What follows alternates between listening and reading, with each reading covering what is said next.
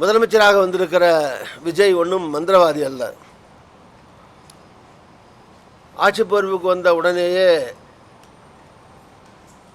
உடனே மந்திரத்தாலே எல்லாத்தையும் நிறுத்தி எல்லா வளர்ச்சியும் உடனடியாக உண்டாக்கி விட முடியாது.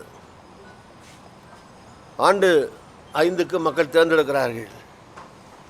அறிவித்த திட்டங்களாக இருந்தாலும் சரி, நடைபெற்று வருகிற குற்றங்களாக இருந்தாலும் சரி, அவற்றையெல்லாம் படிப்படியாக ஒவ்வொன்றாக களையவும் தடுக்கவும் அதை நோக்கி நடவடிக்கைகளை மேற்கொள்ளவும் அரசு தீவிரமாக முயன்று வருவது நடவடிக்கை எடுத்து வருகிறது. சில பேர் 6 மாத காலம் அவகாசம் தருவேன் என்றவர்கள் கூட 6 வாரத்திலேயே வீதிக்கு வந்து போராடுகிறார்கள். அதே நேரத்தில் காங்கிரஸ் கட்சியை பொறுத்தவரை காங்கிரஸ் கட்சி கூட்டணிக்குள்ளே இருக்கிறது, அமைச்சர்களையும் பெற்றிருக்கிறது. எனவே அமைச்சரவையிலே வலியுறுத்தலாம் காங்கிரஸ் கட்சியின் சார்பிலே, வெளியேயும் காங்கிரஸ் சார்பிலே வலியுறுத்தப்படுகிறது. வீதிக்கு வந்து உடனடியாக 4 வாரத்திற்குள்ளேயே போராட்டம் நடத்தித்தான் எதிர்ப்பை காட்ட வேண்டும் என்பதில்லை. தேவையான நேரத்திலே, அப்படி தேவைப்படுகிற நேரத்தில்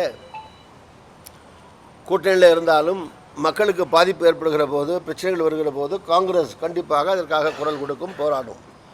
இப்போ காவிரி நதிநீர் பிரச்சனை, மேகதாது அணைக்கட்டு பிரச்சனை, இது மாதிரி பிரச்சனைகளில்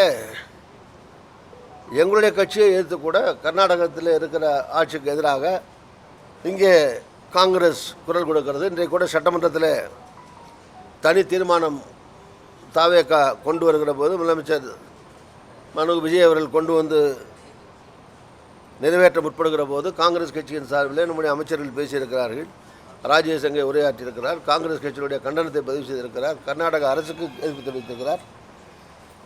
இதெல்லாம் எங்கே தேவையோ தேவையான நேரத்தில் காங்கிரஸ் கண்டிப்பாக குரல் கொடுக்கும், தேவையான நேரத்தில் போராட்டம். அதுக்கெல்லாம் தேதி, இந்த தேதியில் போராட்டம், அந்த தேதியில் போராட்டம் என்று தேதி அறிவிக்க முடியாது.